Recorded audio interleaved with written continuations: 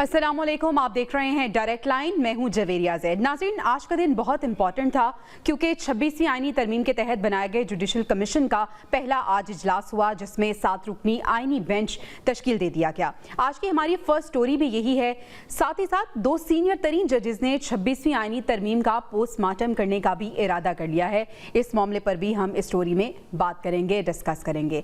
आज की दूसरी अहम स्टोरी हमारी पीपल्स पार्टी के चेयरमैन बिलावल भुट्टो से मुताल्लिक है। बिलावल भुट्टो का जिक्र होगा जो हुकूमत से नाराज नजर आ रहे हैं।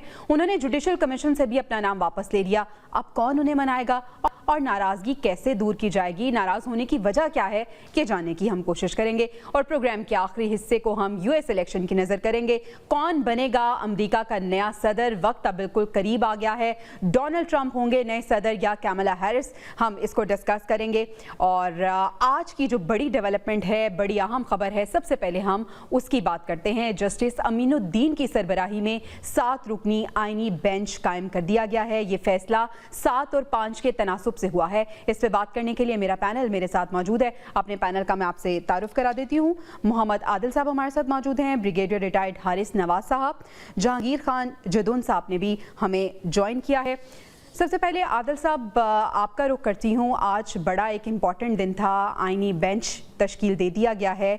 7-5 या 5 और 7 के तनासुब से ये फैसला आया है और सीनियर तरीन जो 3 जजेस थे उन्होंने इस आईनी बेंच की मुखालिफत कर दी है। क्या कहेंगे आप?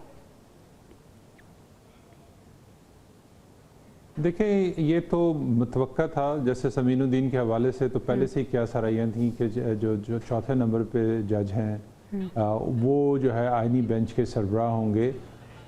इसमें 8 और 4 का एक जहन में था लोगों के कि शायद इस फिगर से अंदाज़ा था कि चीफ जस्टिस शायद मुखालफत ना करें। लेकिन आज के जो इजलास है उसमें चीफ जस्टिस ने जो है वो भी दूसरी साइड पर नज़र आए। तो इसमें सबसे इम्पॉर्टेंट चीज़ ये है कि जो आईनी बेंच 7 रुकनी बनाया गया है और इसमें जो अगर केस के हिसाब से जो मेरी एक हाई ऑफिशियल से बात हुई है, वो कहते हैं कि अगर ज़रूरत पड़ी तो इस बेंच के जजेस की तादाद भी बढ़ाई जा सकती है। मैंने मखसूस नशिस्तों के फैसले के हवाले से पूछा था, जो 8 जजेस का फैसला है, अगर वो रिव्यू में आया मामला, चूँकि उसको तो अब नॉर्मल सुप्रीम कोर्ट तो सुन ही नहीं सकती, वो अब आईनी उसमें मामलात हैं। इलेक्शन कमीशन का अपना एक सवाल है उसके हवाले से कि वो जो है वो इलेक्शन एक्ट पर अमल किया जाए, ये सुप्रीम कोर्ट के फैसले से पर अमल किया जाए, तो उस पर यकीनी तौर पर वो मामला जो है वो आईनी बेंच के पास जाना है। और 8 रुकनी बेंच फैसला दे चुका है और आईनी जो बेंच इस वक्त बना है वो 7 रुकनी है। तो मेरा ख्याल है कि इसकी तश्कील नो भी हो सकती है केस के हवाले से। तो ये एक जो बड़ी कोशिश थी और पार्लियामेंट जो चाहती थी, जिस किस्म के उसने कानून साजी, पहले आइन में तरमीम की, फिर कानून साजी की, तो अदलिया के अंदर से जो पहले उनको रुकावटें आ रही थी, अब वो उन्होंने बैक कर दिया है। अब एक बैरियर जो है उन्होंने सुप्रीम कोर्ट के सामने लगा दिया है। अब देखते हैं कि जो आईनी बेंच है उसके जजेस किस तरह से मामलात को लेकर चलते हैं। ऐसे अब जो बॉल है वो उनकी कोर्ट में आ गया है। जहांगीर साहब, अगर हम इख्तियारात की बात करें तो आईनी बेंच के जो सरबराह हैं जस्टिस अमीनुद्दीन, वो और हमारे चीफ जस्टिस याहिया आफरीदी, इनके इख्तियारात के हवाले से हमें बताइएगा, क्या इख्तियारात दोनों के सेम होंगे? और आईनी बेंच के जो सरबराह हैं वो अगर कोई फैसला कर देते हैं तो क्या चीफ जस्टिस के पास ये इख्तियार होगा कि वो उससे नफी कर सकते हैं? बहुत शुक्रिया। देखें, अख्तियारात 2 किस्म के हैं, एक एडमिनिस्ट्रेटिव है, एक जुडिशियल है। ठीक है। एडमिनिस्ट्रेटिव अख्तियार तो चीफ जस्टिस के पास ज़्यादा हैं। सुबह अगर चीफ जस्टिस अमीनुद्दीन खान को ट्रांसफ़र कर दें कोर्टे तो वो इनकार नहीं कर सकते। ठीक है। लेकिन जुडिशियल पावर है वो आईनी बेंच के पास ज़्यादा है। उसमें चीफ जस्टिस की पावर, बल्कि पूरी सुप्रीम कोर्ट की पावर कर्टेल करके उसको दे दी गई आईनी बेंच को। अब यहाँ से अंदाज़ा लगाएं कि मैं देखो उन्होंने चॉइस कर ली है, लेकिन ये पहले एक चीज़ पता थी कि आईनी बेंच का सरबराह कौन बनेगा। ये काजी फार्मूले पे अमल हो रहा है और काजी फार्मूला जो है इस कोर्ट के अंदर जो आखिरी महीनों में उसने जो दरारें पैदा की हैं, तो ये मेरे ख्याल में फिल होते होते बड़ा टाइम लगेगा। देखिए ना, आप अगर कहते हैं जी आप अतर मिला को आपने नहीं बनाया आईनी बेंच में, और इन्होंने तो कहा था चीफ जस्टिस खुद बन जाए, इन्होंने प्रपोज किया था कि आप वो हो सकता है यूनानिमसली हो जाता है कि तमाम, अगर 3 सीनियर बेंच जो है जो मेंबर हैं इंक्लूडिंग चीफ जस्टिस, वो कह रहे हैं जी कि उन्होंने नेगेटिव वोट दिया है या इनको नहीं माना है, तो उसकी क्या वजूहत हो सकती हैं? अब ये गवर्नमेंट ने कहा देखें ये मामलात नहीं है कि मेरा केस इनके पास है, ये क्या करेंगे। अब देखें ना, गवर्नमेंट ने उनकी फेवर में दिया है, गवर्नमेंट के पास केसेस उनके पास जाएंगे, वो डिसाइड करेंगे। तो गवर्नमेंट जो है इस वक्त जो बैलेंस ऑफ पावर है वो गवर्नमेंट की फेवर में टिल्ट है। उन्होंने ये बाय डिज़ाइन जो है ना, ये सारी चीज़ें ऐसी बनी है कि गवर्नमेंट जो है ऑफ द डे जो है, ये आज इनकी गवर्नमेंट है, हो सकता है 2 साल के बाद या 4 साल के बाद किसी और की गवर्नमेंट हो। जहांगीर साहब ये भी बताइएगा कि जो आईनी बेंच की मियाद भी मुकर्रर है, किसी खास मियाद तक ये बेंच काम कर सकेगा और उसके बाद तब्दीली मुतवक्की हो सकती है इसमें? ये तो देखें ना, जुडिशियल कमीशन जिस वक्त चाहे दोबारा बुला के तो आईनी बेंच के अंदर तरमीम कर देखें, इसीलिए तो तमाम जितनी पावर है वो एग्जीक्यूटिव के पास चली गई। अब देखें, अगर आप प्रैक्टिस एंड प्रोसीजर कमेटी को देखें और प्रैक्टिस एंड प्रोसीजर एक्ट को देखें, वो एक दिन में एक्ट चेंज करते हैं, दूसरे दिन में दूसरे एक्ट ले आते हैं। तो तमाम जो पावर है वो कंसंट्रेट कर गई हैं जुडिशरी से लेके एग्जीक्यूटिव के पास। अब एग्जीक्यूटिव जिसकी गवर्नमेंट होगी मेजॉरिटी की, वही काम करेगा, चाहे वो जो मर्जी प्रैक्टिस एंड प्रोसीजर को दिन रात तब्दील कर दे। जब प्रैक्टिस एंड प्रोसीजर एक्ट आया था तो उस वक्त लोगों की ये राय थी कि जब आप एक पावर जो है ऑलरेडी जो मैनेजमेंट है सुप्रीम कोर्ट के अंदर, वो एक्ट दे देते हैं अपनी गवरमेंट को, तो ठीक है, यानी अभी जो 7 रुकनी आईनी बेंच तश्कील दे दिया गया है, जुडिशियल कमीशन के पास ये इख्तियार है कि वो इस बेंच में तब्दीली भी कर सकता है। हारिस साहब, आप किस तरह से देख रहे हैं? आईनी बेंच का कयाम मुमकिन हो चुका है, लेकिन हमने इससे पहले देखा कि राना सनाउल्लाह साहब ये कह रहे थे कि जस्टिस मंसूर और जस्टिस मुनीब अख्तर को इस बेंच का हिस्सा नहीं होना चाहिए। देखिए, बात यह है कि जुडिशरी को कभी भी जो है ना वो कंट्रोवर्शियल नहीं बनाना चाहिए। हुकूमत की भी कोशिश होनी चाहिए, जजिस का अपना भी ये ख्याल होना चाहिए, और ये बहुत ही नुकसानदेह है। अब आप मुझे ये बताइए, ये जदून साहब क्योंकि लॉ एक्सपर्ट है, मैं एक मुझे अभी तक डाउट है, वो ये है कि मखसूस नशिस्तों का जो डिसीजन है वो एक फुल बेंच ने दिया हुआ है 8-5 की स्ट्रेंथ से। अभी अगर ये आईनी बेंच में आता है तो इसको कैसे अब इसको डिसाइड करेंगे? इसको ये फैसला ये 7 रुकनी कर सकता है जिसने फुल बेंच ने डिसीजन दिया हो।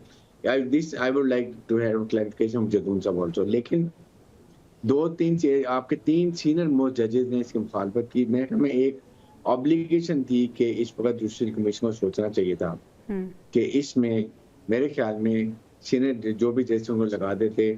लेकिन प्रॉब्लम ये कि अब एग्जेक्टिव पावर्स हैं, आपका अटॉर्नी जनरल, आपका नंबर 2 जो है लॉ मिनिस्टर हैं, एक माइनॉरिटी रुकन है, फिर 2 गवर्नमेंट के मेंबर्स हैं, 2 ऑपोजिशन के हैं। तो इसका मतलब ये है कि मेजॉरिटी तो ये एग्जीक्यूटिव पास है, उनके जब चाहेंगे जैसे वो कर सकते हैं, और मकसद भी यही था। लेकिन किसी हालत में भी जुडिशरी को कंट्रोवर्शियल नहीं करना चाहिए। और मुझे ये जदून साहब से मुझे ये सवाल पूछना है कि जो अभी लार्जर बैंक ने एक फुल बेंच ने डिसीजन दिया हुआ है, तो ये जो आईनी बेंच इसको कैसे चाहिए, इसके ऊपर क्या डिसाइड कर सकते हैं? चलें, हम जदून साहब आपसे ये रहनुमाई ले लेते हैं। मखसूस नशिस्तों के हवाले से हमारा भी यही सवाल है कि अब किस तरह से उसको देखा जाएगा, या आईनी बेंच उसको देखेगा? ये देखिए, आईनी बेंच उसको नहीं देख सकता, उसकी वजह है कि वो 8 रुकनी नहीं है, वो 13 रुकनी बेंच था, फुल कोर्ट थी जो उन्होंने केस सुना है। उसकी डिसेंटिंग नोट भी होती है कि केस तो फुल उन्होंने सुना है। अब 8 रुकनी का तो एक यूनानिमस डिसीजन था, लेकिन उसके बाद 11 का एक डिसीजन था जी कि जो काजी फैसा ने कहा था कि जो हमने जजमेंट दी उसको इलेक्शन कमीशन ने गलत इंटरप्रेट किया है। ये तो अभी यही टेक्निकल इश्यूज जो आते हैं जब ऑपरेशन होंगे जिसमें बहुत ज़्यादा इशू आएंगे। बात आप मेरी काट दी है, मैं यही कह रहा था कि देखे ना, एक आर्मेड फोर्सेस का एक इंस्टीट्यूशन है, वहाँ पे आर्मी चीफ, कोर कमांडर, सारी उनका इंस्टीट्यूशन है। कल को उनके काम में अगर एग्जीक्यूटिव इंटरफेरेंस करना शुरू कर दे पार्लियामेंट कि जी ये आप कोर कमांडर इधर लगाएं, ये फलाना इधर लगाएं, तो क्या वो निज़ाम चल सकेगा? वो नहीं चल सकता। और आपके सामने जब वो ISI की चीफ की ट्रांसफ़र की गई, फैज़ हमीद की, जो इमरान खान ने रजिस्ट किया, उन्होंने कहा नहीं, ये ट्रांसफ़र इंप्लीमेंट करनी पड़ेगी वरना हमारे लिए मसाइल खड़े हो जाएंगे। तो अब जब आपने तमाम जुडिशरी के अंदर एग्जीक्यूटिव को इतनी इंक्रोच कर दी उनकी पावर कि जिस वक्त आप चाहे जिस बेंच को, जिस कमेटी को उल्टा पुल्टा कर दें, तो फिर इस तरह निज़ाम जो है अदालती निज़ाम नहीं चल सकते। अदालती निज़ाम ठीक है, आप किसी जजमेंट से आप एग्री ना करें, सारे देखिए जजमेंट जब जो भी कोर्ट देती है वो किसी की मुखालफ होती है, किसी की फेवर में होती है। मुखालफ बंदा तो कभी भी उसको एक्सेप्ट नहीं करता। ये बड़ी रेयर एग्जांपल होती है कि कोई बंदा खंदा पेशानी के साथ अपना केस एक्सेप्ट करे कि चलो मेरे खिलाफ। बिल्कुल, ऐसे फैसलों से मुदाखलत तो की जा सकती है। जुदून साहब, अब सवाल ये भी है ना कि 26वीं आईनी तरमीम के बाद जुडिशल कमीशन का कयाम हुआ, अब जुडिशल कमीशन ने आज एक आईनी बेंच तश्कील दे दिया, लेकिन 2 सीनियर तरीन जजेस उन्होंने 26वीं आईनी तरमीम का ही पोस्टमार्टम करने का इरादा कर लिया है, खत लिखा है चीफ जस्टिस साहब को। तो इसको आप किस रुख जाता देख रहे हैं मामले को?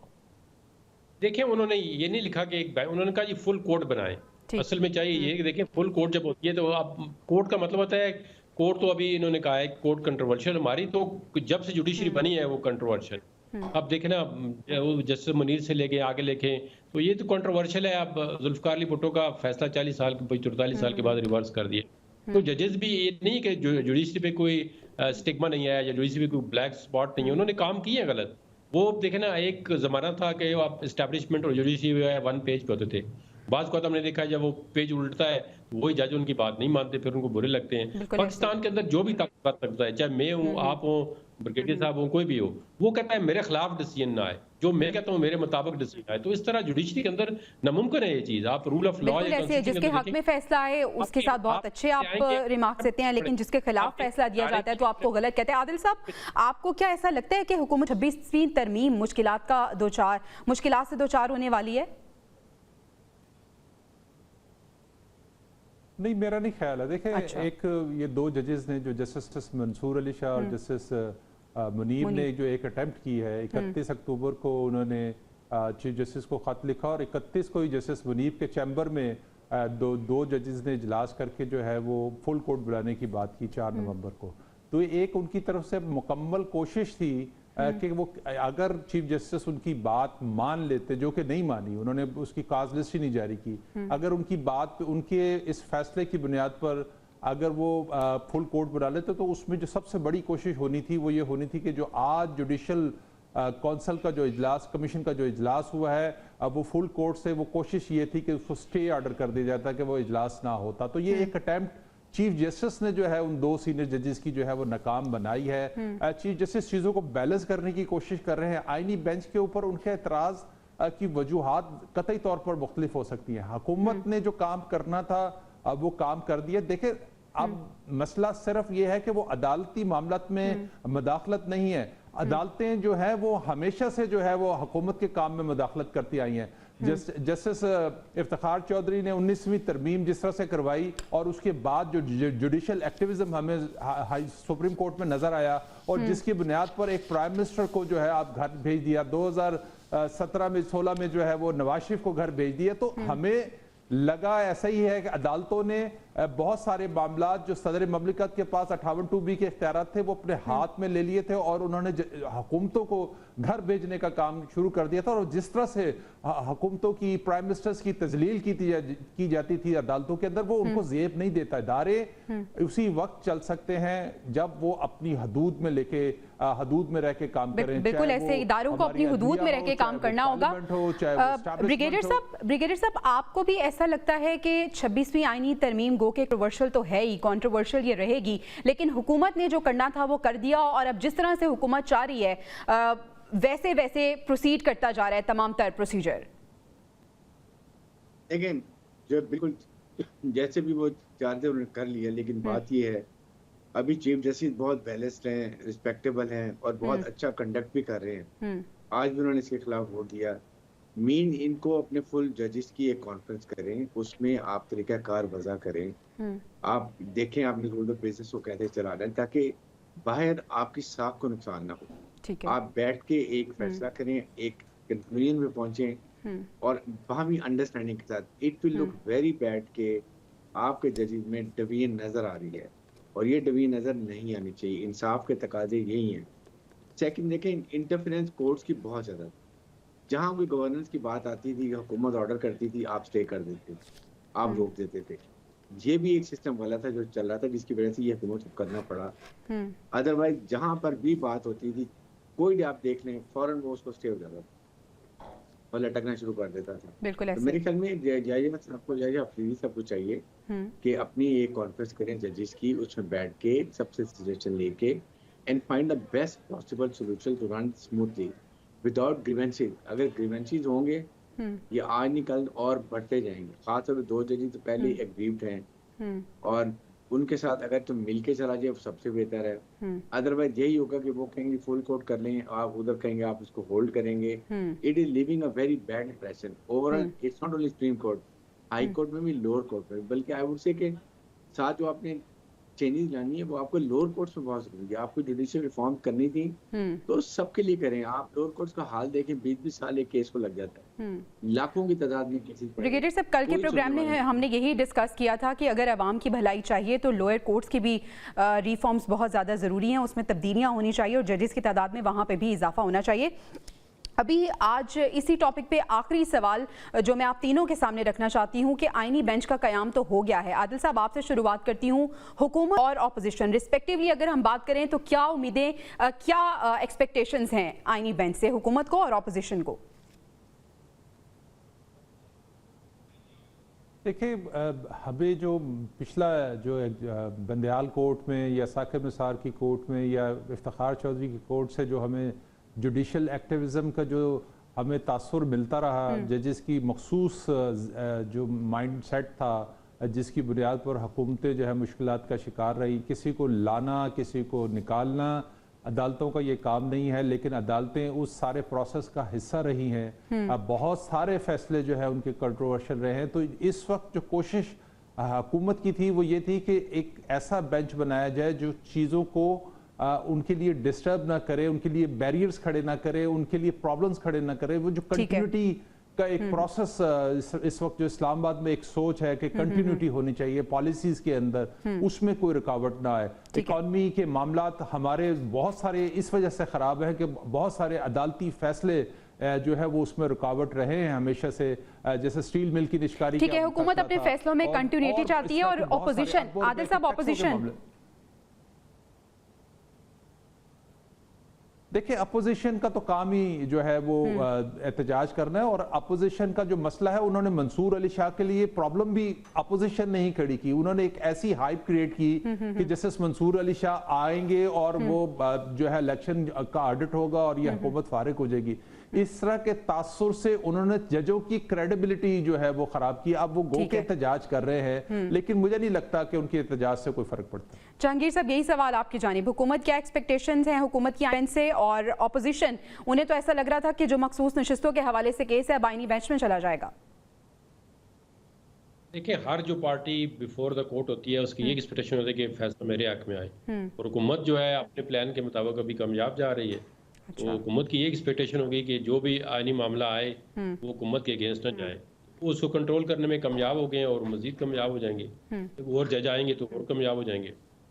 जब आपने एक चीज बैलेंस अपने फेवर में रखना है तो अब जो भी इस तरह दिखे ना, ये कंटिन्यूटी का यही तरीका, ये सामने आएगा जी ये सिस्टम लाना चाहते हैं, ये हमारा सिस्टम नहीं चल सकता, इस सिस्टम को चेंज करके ये लाना चाहते हैं कि अदालत जो होगी वो गवर्नमेंट के कंट्रोल में होगी, वो एग्जीक्यूटिव के कंट्रोल में होगी। जो एग्जीक्यूटिव कहेगी वो अदालत भी वही करेगी। एग्जीक्यूटिव देखे ना, असिस्टेंट कमिश्नर डिप्टी कमिश्नर तो इंडिपेंडेंट माइंड के फैसले नहीं कर सकते क्योंकि वो एग्जीक्यूटिव के कंट्रोल में होते हैं, वो नहीं से फैसले करते हैं। अभी देखे ना, अगर गवर्नेंस आपकी ठीक हो तो अदालतें, आप पूरी दुनिया के अंदर देखें, जब रूल ऑफ लॉ और आइन को मानेंगे तो निजाम चलता है, तभी तरक्की होती है। हुकूमत ठीक है, अगर इस समझ में आती पावर है तो मुशर्रफ साहब ने 11 साल रूल किया है पाकिस्तान के अंदर, 30 से ज्यादा 40 ईयर तक तो मिलिट्री ने रूल किया है। ताकत से कोई चीजें कंट्रोल नहीं होती। आप ताकत जो जितनी मर्जी कर लें, वक्ती तौर पे हो सकता है आपका मसला हल हो जाए, लेकिन इन द लॉन्ग रन जो है चीजें, ठीक है एक पार्टी ज्यादती करती होगी या कोई मतलब है उस टेबल पे नहीं आना चाहता, डायलॉग नहीं करना चाहता, लेकिन एक्चुअली तो जो पाकिस्तान की या दुनिया के अंदर मॉडल है वो यही है तरक्की का। जब आप रूल ऑफ लॉ के लिए, जब अमीर गरीब के लिए, ताकतवर के लिए कानून बराबर होगा तो तरक्की होगी। तो इस तरह तो हमें पाकिस्तान में नजर नहीं आ रहा। ठीक है ब्रिगेडियर साहब, यही सवाल आपकी जानिब, क्या एक्सपेक्ट करिए हुकूमत, और हुकूमत की जितनी मुश्किलात थी आपको लगता है कि अब हल होती हुई नजर आ रही हैं? आई थिंक काफ़ी हद तक उनकी रिजॉल्व हो रही हैं एंड दे एक्सपेक्ट कि अभी जो खास तौर मखसूस नशिस्तों वाला है वो अभी ये आईनी बेंच ने फैसला करना, और ये बहुत ही इंपॉर्टेंट है। लेकिन देखना ये है कि जजेस को अपनी साख, अपनी ओथ, अपनी रिस्पेक्ट, ये आपने इंश्योर करनी है। और जो भी मेरिट पे फैसला करें, वी वांट के जो भी डिसीजन करें सोच समझ के करें, ताकि अदलिया के फैसले बहुत अरसे तक भूले जाते हैं, वो रेफरेंस किए जाते हैं कोर्ट्स के अंदर। इसलिए मैं बात करता हूँ कि मेरिट के ऊपर फैसला करें, सोच समझ के करें, और मुल्क के लिए बेहतरी के लिए हो। एट टाइम्स कुछ फैसले ऐसे करने पड़ते हैं जिससे मुल्क की बेहतरी सोचते हैं, बजाय के कि आप सिर्फ एक चीज़ को देखें। लेकिन आई एम श्योर कोई इससे बेहतर किसी नहीं है। ठीक है, हमारे पैनल की राय हम जान चुके हैं। जहांगीर खान जदून लीग एक्सपर्ट हमारे साथ मौजूद थे। जहांगीर साहब बहुत शुक्रिया आपका। नाज़रीन, अभी हमें ब्रेक पे जाना है, ब्रेक से वापस आएंगे तो हमारा पैनल भी हमारे साथ दीगर मौजूद होगा और हम बात करेंगे बिलावल भुट्टो जरदारी की, जो हुकूमत से नाराज़ नज़र आ रहे हैं। क्यों नाराज़ हैं, बात करेंगे ब्रेक के बाद। Stay with us. Welcome back नाजरीन। बिलावल भुट्टो जरदारी हुकूमत से नाराज़ नज़र आ रहे हैं और वो ये कह रहे हैं कि हुकूमत ने अपना वादा पूरा नहीं किया और जुडिशल कमीशन के क़याम में उनको मसावी हुकूक नहीं दिए गए। अब बिलावल भुट्टो तो नाराज़ हैं, वही बिलावल भुट्टो जो 26वीं आईनी तरमीम के हीरो थे। मौलाना को मनाने में उनका बड़ा अहम किरदार था और हुकूमत के साथ साथ नज़र आ रहे थे, लेकिन अभी वो नाराज़ हैं, वतन से बाहर हैं और कह रहे हैं कि जब आएंगे तो एग्जीक्यूटिव कमेटी का इजलास वो बुलाएंगे, उसके बाद फैसला होगा कि हुकूमत के साथ इनका रिश्ता किस तरह का रहता है। आदिल साहब, आपको क्या लग रहा है, बिलावल भुट्टो की नाराजगी बनती है, सही नाराज हैं वो हुकूमत से? देखिए, वो नाराज़गी जुडिशल कमीशन के हवाले से तो नहीं हो सकती, क्योंकि उन जुडिशल कमीशन में एक उनका नुमाइंदा और एक मुस्लिम लीग नून का नुमाइंदा है। कुछ और जो है चीज़ें हैं जिनकी वजह से वो काफ़ी अरसे से हुकूमत से मशावरत में हैं और कोशिश है कि वो, एक तो उनको पंजाब में स्पेस चाहिए क्योंकि पीपल्स पार्टी चाहती है कि उनकी सर्वाइवल हो वहाँ पर ऑलरेडी जो है वो नून लीग अपनी सर्वाइवल की जंग लड़ रही है। हमें तो 8 फरवरी के इलेक्शन के बाद जो हालात नज़र आए उसमें नून लीग के लिए अपने लिए बहुत सारे मुश्किलात हैं, तो ऐसे में नून लीग रिलेक्टेंट है थोड़ी सी कि वो पीपल्स पार्टी को अपनी उसमें स्पेस दे और उनके लिए और मुश्किलात खड़ी हो। दूसरी चीज़ ये है कि यहाँ पे इस्लामाबाद में एक तासुर जो इस वक्त है वो ये है कि जो पीपल्स पार्टी है अब बाज़ाब्ता तौर पर हुकूमत का हिस्सा बनने जा रही है और इसीलिए हमने देखा कि वो 2 दिन पहले प्राइम मिनिस्टर ने बाज़ाब्ता तौर पे एक बात कही है कि वो कैबिनेट में रीशफलिंग करने वाले हैं, तो वो इसी के उस पर तासुर एक बना है कि शायद पीपल्स पार्टी हुकूमत का हिस्सा बने और वजारतें जो है वो बड़ी इंपॉर्टेंट है, जो पीपल्स पार्टी की अपनी रिक्वायरमेंट्स है कि उनको कौन सी वजारत चाहिए।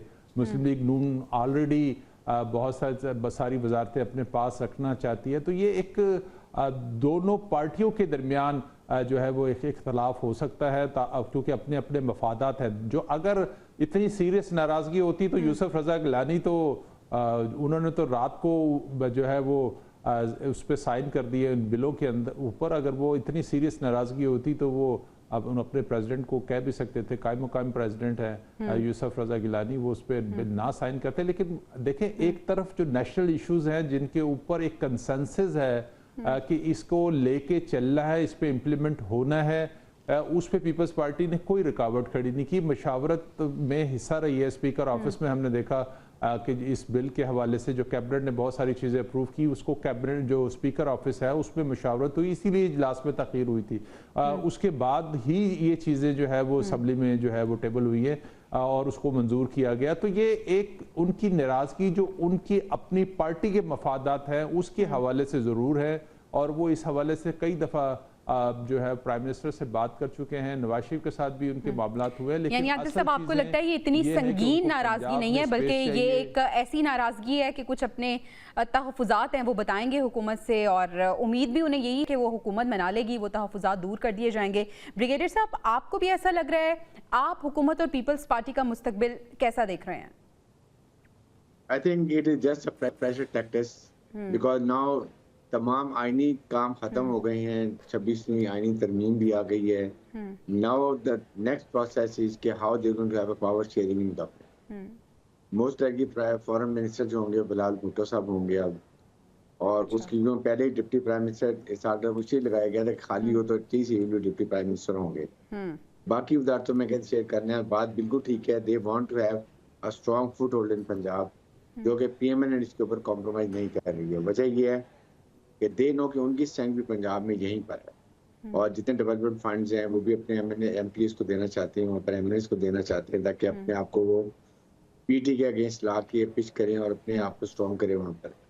इसके साथ उनको ज़्यादा मिनिस्ट्री भी चाहिए। अब देख रहे हैं कौन सी मिनिस्ट्री मिलती हैं इनको, आपस में मिलती हैं, बट वेरी सून मेरा अपनी असेसमेंट है पर्सन कि वेरी सून इनकी आपस में अंडरस्टैंडिंग हो जाएगी और इनको अपनी मर्जी की वजारतें मिलेंगी, क्योंकि पीपल्स पार्टी के बगैर पीएमएलएन की हुकूमत नहीं चल सकती, इमीडिएटली ये गिर जाएगी। इसलिए जो पीपल्स पार्टी डिमांड करेगी उस जरदारी साहब को पता है कि वो बहुत अच्छी सियासत करते हैं, सोच समझ के करते हैं और उन्होंने पूरी प्लानिंग की होती है और वो अपने प्लान के मुताबिक चल रहे हैं और चलते रहेंगे।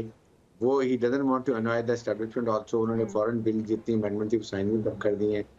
अब वो अपना सिस्टम के हिसाब से आएंगे और I think with in a month I feel कि इनकी आपस में मुज़ाकरात होके अंडरस्टैंडिंग होके और नए मिनिस्टर ओथ लेंगे पीपल्स पार्टी। अच्छा, दो पार्टीज पीपल्स पार्टी और हमें नून लीग के दरमियान तो मामला बड़े स्मूथली चलते हुए नजर आ रहे हैं। आदिल साहब, मौलाना का इसमें क्या रोल होगा? ऑपोजिशन का किरदार अदा करेगी? क्या सब अच्छा चलता रहेगा और बड़ी स्मूथली हुकूमत आगे जाएगी? देखिए, कल जो कानून साजी हुई थी उस पर मौलाना का एक शदीद रिएक्शन आया था, लेकिन Exactly, मैं मौलाना वही ने point- उसकी खिलाफ कोई एहतजाजी तहरीक शुरू करने की कोई बात नहीं की। उन्होंने सिर्फ अपने एक रिएक्शन दिया, अपने तहफ़्फ़ुज़ात का इजहार किया हुकूमत के साथ कि आपने 26 की जो तरमीम थी उसमें से बहुत सारी चीज़ें जो उसका हिस्सा थी वो निकलवा दी, लेकिन हुकूमत ने अपना होमवर्क ऑलरेडी किया हुआ था और इसी वजह से सिर्फ वो तरामीम निकाली गई थी 26 में उसमें से कि जिनकी कानून साजी के ज़रिए जो है मामलात को हल किया जा सके। तो मौलाना जो है वो उनके अपने मफादात हैं, वो एक देखते हैं कि वो उसके हवाले से जो पीपल्स पार्टी, चूँकि उनको उनके स्टेक्स जो है वो बलूचिस्तान के अंदर हैं और केपी के अंदर है। दोनों दो बड़े सूबे हैं जहाँ पर मौलाना के स्टेक्स हैं। मौलाना को केपी से उस तरह का शेयर नहीं मिला 8 फरवरी के इलेक्शन में जिस तरह से उनको बलूचिस्तान में मिला, लेकिन उस मौके पर ना नून लीग और पीपल्स पार्टी दोनों ने मौलाना को इग्नोर किया था। बाद में अब देखते हैं कि पीपल्स पार्टी लेकिन आदिल साहब, मौलाना ने बदला पूरा ले लिया था फिर उसके बाद करती है। देखिए, ये तो फिर क्या मिन्नतें, क्या चक्कर, क्या रूठना मनाना, किस तरह से खेलते हैं। और मौला ने मैं सियासत इसी का नाम है और मौलाना ने बड़ी अच्छी सियासत की और उन्होंने जो जिसे कहते हैं कि लकीरें निकलवाना, तो उन्होंने पीपल्स पार्टी और हुकूमत दोनों की लकीरें निकलवाई और इसीलिए टास्क बिलावल भुट्टो को दिया गया था, क्योंकि मौलाना की जो डिमांड्स थी जो इन तरामीम के अलावा वो ज़्यादा बलूचिस्तान और केपी के हवाले से थी और दोनों चीज़ों में जो है वो पीपल्स पार्टी को जो है वो विड्रा करना पड़ना था चीज़ों के। तो और जो हुकूमत वजारत की अपनी उस पर दे सकती थी, हुकूमत तो बहुत सारे मामलात पर ऑलरेडी तैयार थी।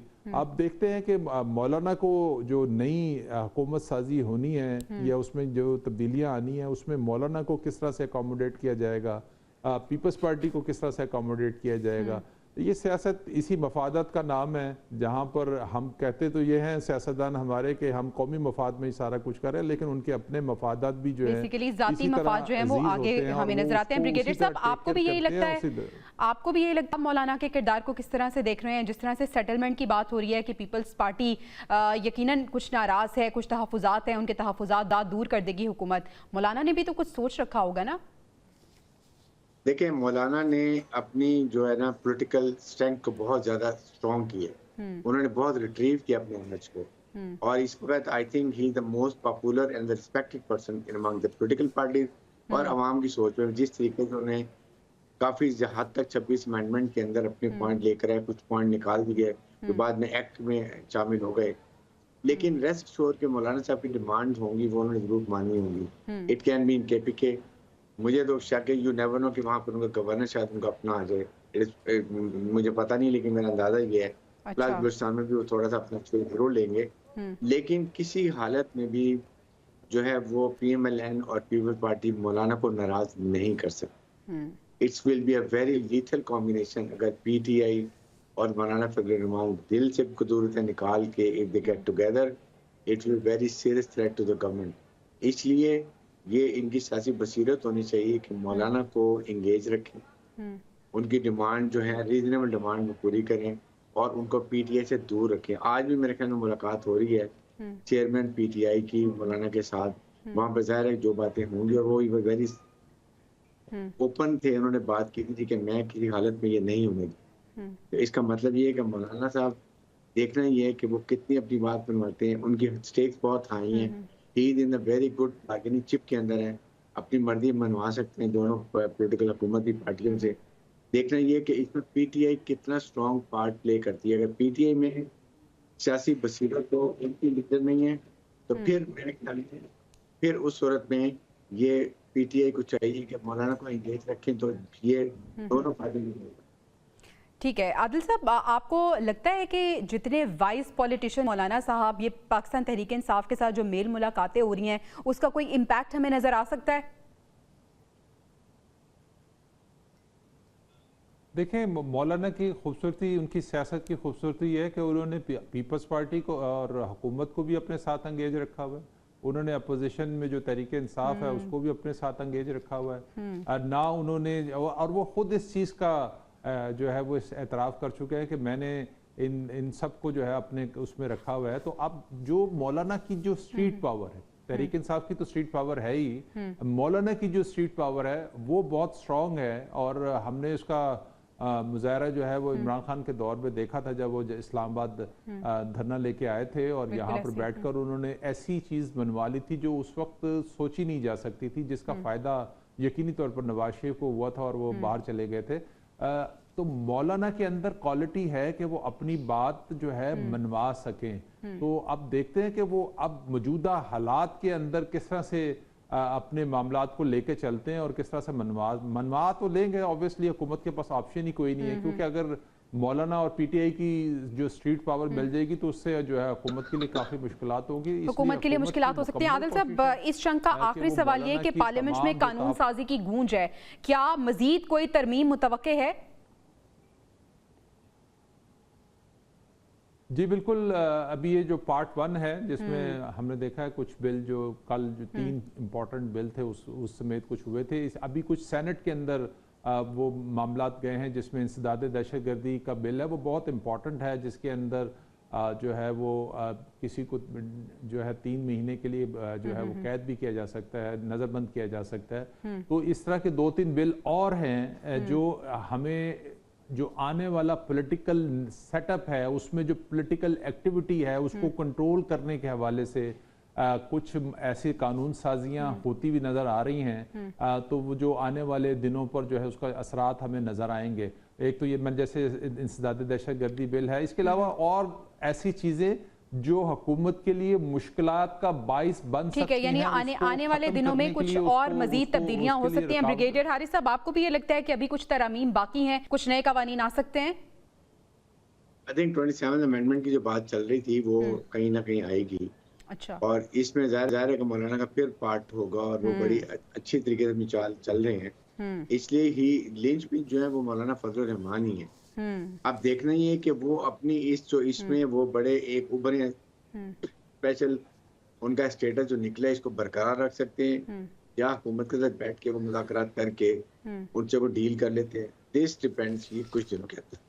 ठीक है, यानी मौलाना ने अपनी अहमियत को बरकरार रखा हुआ है। अगर हम अक्टूबर के मंथ की बात करें तो सबसे बड़े न्यूज़ में मौलाना ही रहे। तमाम जो सियासी मुबस्सरीन थी उनकी नज़रें मौलाना पे रहीं। आने वाला वक्त देखते हैं उनको कितनी इंपॉर्टेंस देता है और वो क्या हुकूमत के लिए टफ टाइम दे सकते हैं या हुकूमत का साथ देते हैं। नाज़रीन, अभी हमें ब्रेक पे जाना है। ब्रेक से वापस आएंगे तो बात करेंगे $1 मिलियन क्वेश्चन की, कौन बनेगा अमेरिका का सदर। बात करेंगे इस पे ब्रेक के बाद। Stay with us. Welcome back नाज़रीन। अब बात कर लेते हैं अमरीकी इंतखाबात से मुताल्लिक। ट्रंप और कैमला आपने सामने है। वाइट हाउस का नया मकीन कौन होगा, ये एक अहम सवाल है। अब वक्त कम रह गया है और बहुत जल्द ही ये पता चल जाएगा कि ट्रंप और कैमला में से कौन सदारती कुर्सी पे बराजमान होंगे। हमें ज्वाइन किया है हामिद खान अल-मशरकी साहब ने भी, इसके साथ साथ आदिल साहब भी हमारे साथ मौजूद हैं, ब्रिगेडियर हारिस साहब भी हमारे साथ मौजूद हैं। हामिद साहब, आपकी जानिब आती हूँ और अमरीकी इंतखाबात की हम बात कर रहे हैं। पूरी दुनिया में इस वक्त चर्चा है अमरीकी इंतखाबात का। किस तरह से आप देख रहे हैं कैमला और ट्रंप के दरमियान कांटे का मुकाबला है, किसकी जीत आपको यकीनी लग रही है?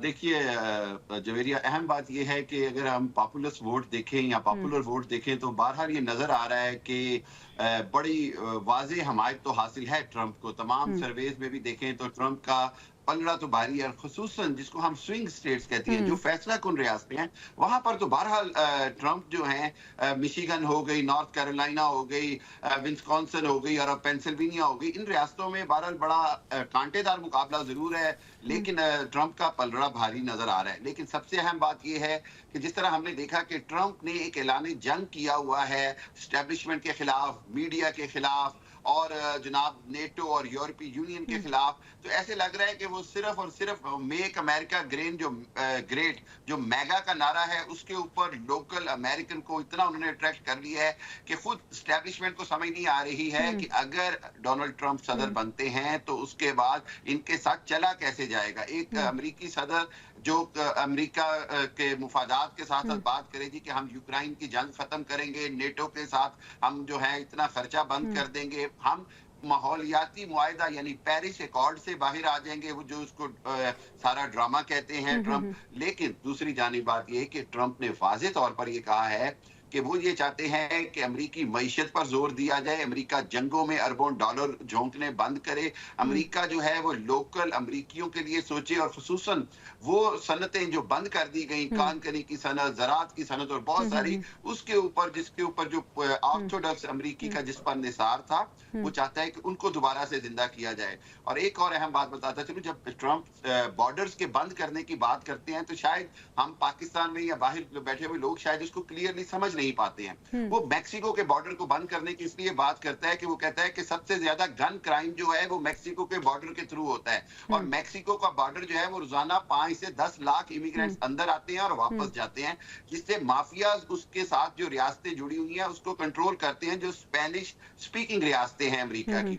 इसके अंदर जो खुद कॉमन अमेरिकन है वो ये समझता है कि ये अमेरिका के मुफाद की बात हो रही है और अमेरिका के लिए इसमें बेहतरी है कि वहां पर जराइम पर कंट्रोल हो, अमेरिकियों का अपनी दौलत के हिसाब से अपनी खुद दौलत पर कंट्रोल हो। और सबसे अहम बात यह है कि ट्रंप ने जिस तरह कहा कि वो जो मॉडर्नाइजेशन के नाम के ऊपर जो LGBT के लिए तहरीक चल रही है या अबॉर्शन कवानीन की बात है, तो इस हवाले से वो ठीक है, यानी ट्रंप किसी हद तक अपने नैरेटिव से आवाम को राम करने की कोशिश कर रहे हैं। तो दूसरी हम कैमला का नैरेटिव देख रहे हैं। ब्रिगेडियर साहब, आपको क्या लग रहा है, जो कैमला जिस नैरेटिव के साथ निकली हैं, क्या वो आवाम को राम कर सकती हैं अमेरिका के?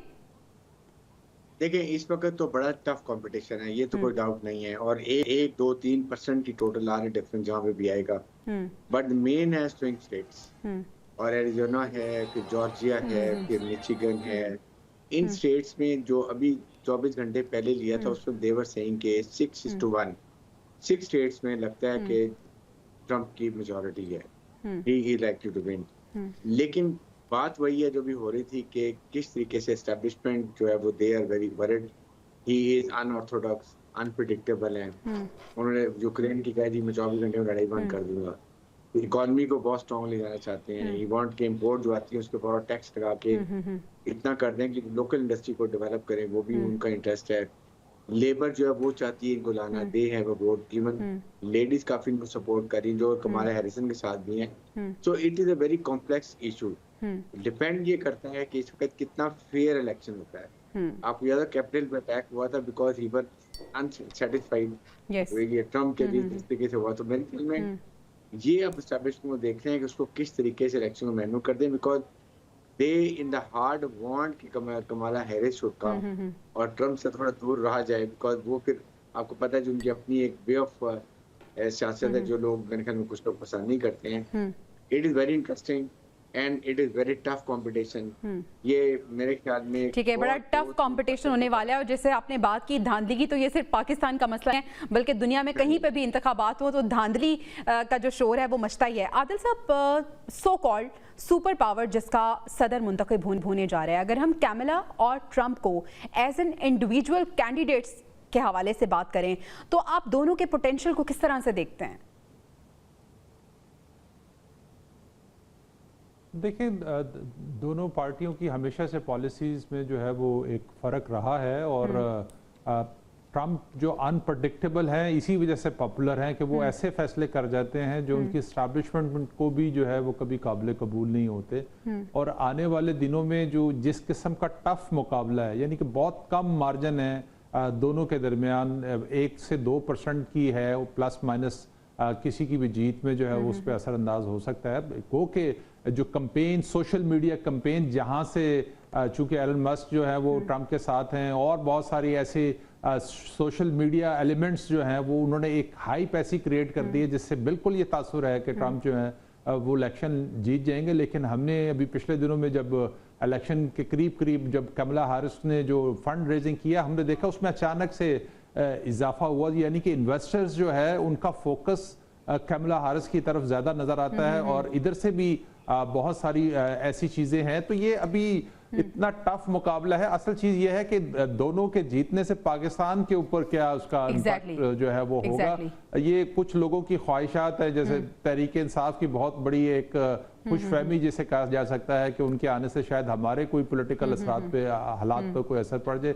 मुझे नहीं लगता, क्योंकि जो स्टेट पॉलिसीज होती हैं उसके अंदर सदर जो है वो उसी तरह चीज़ों को लेकर चलता है। तो आने वाले दिनों में देखते हैं। अब बहुत सारे इश्यूज हैं, मशरिक वस्ता की जंग है, यूक्रेन की जंग है और बहुत सारे पॉलिटिकल मामलात हैं जिससे अमेरिका नाकाम लगता था जैसे लीडरशिप का फुकदान है अमेरिका के अंदर।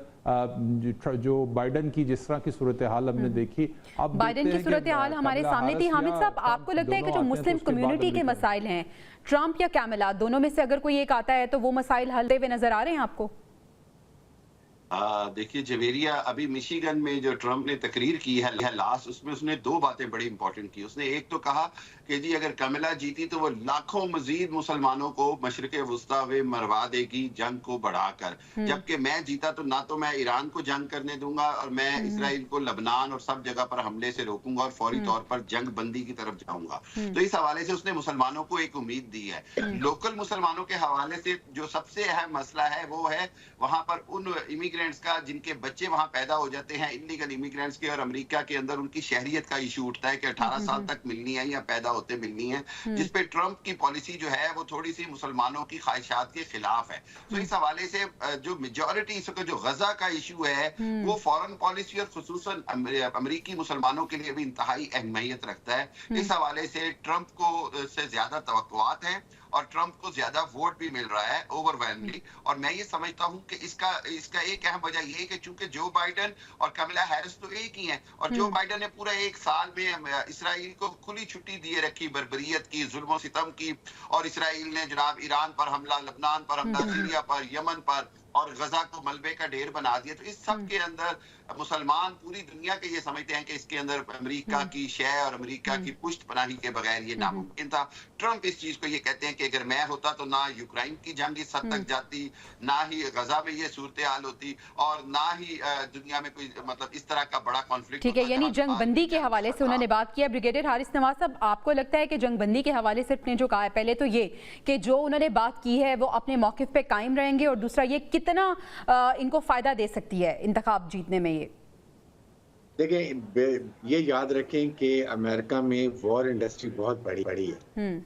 अब वो वॉर इंडस्ट्री कैसे फ्लरिश करेगी जब कॉन्फ्लिक्ट नहीं होंगे? अगर मिडिल ईस्ट में कॉन्फ्लिक्ट नहीं होता, ईरान का हवा नहीं खड़ा होता, तो मिडिल ईस्ट के ममालिक सऊदी अरब यूएई $1 ट्रिलियन का वेपन एमिशन क्यों खरीदेंगे? यूक्रेन में लड़ाई होती है तो वहां भी सारा यूरोप का वेपन एमिशन कहाँ से जा रहा है वो देखने की बात है। लाइक गाजा की बात है, इजराइल को बहुत ज्यादा वेपन एमिशन चाहिए, जब वो एग्जॉस्ट करेगा तो अमेरिका से और आएगा।